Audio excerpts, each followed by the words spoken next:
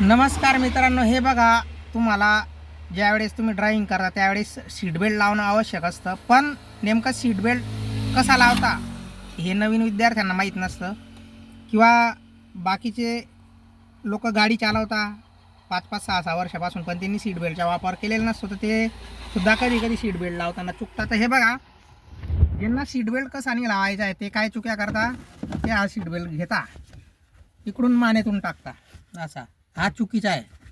त्याच्यानंतर कोणी कोणी काय करतं, हे असा लावून घेतं, हे असा.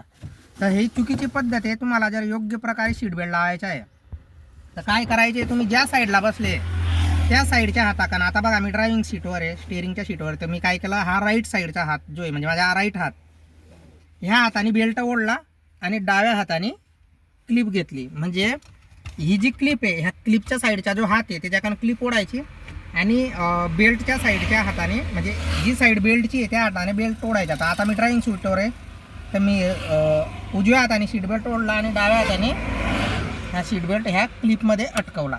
तर अशा प्रकारे तुम्हाला सीट बेल्ट व्यवस्थितरित्या लावायचा आहे.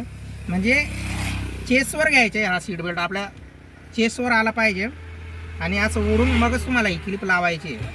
त्याच्यानंतर सीट बेल्ट काढताना तुम्हाला काय करायचं, हे बघा, या क्लिपवर प्रेस नाव लिहिलेलं आहे, हे प्रेस बटन दाबायचं आहे आणि अशा प्रकारे सीट बेल्ट काढायचा आहे. अजून एकदा तुम्हाला सीट बेल्ट लावून दाखवतो मी. हे बघा, उजव्या हाताने ओढला, डाव्या हाताने क्लिप ओढायची, अशा प्रकारे लावायचा. त्याच्यानंतर काढताना तुम्हाला प्रेस बटन दाबायचं आहे आणि अशा प्रकारे सीट बेल्ट लावायचा आणि काढायचा आहे. धन्यवाद.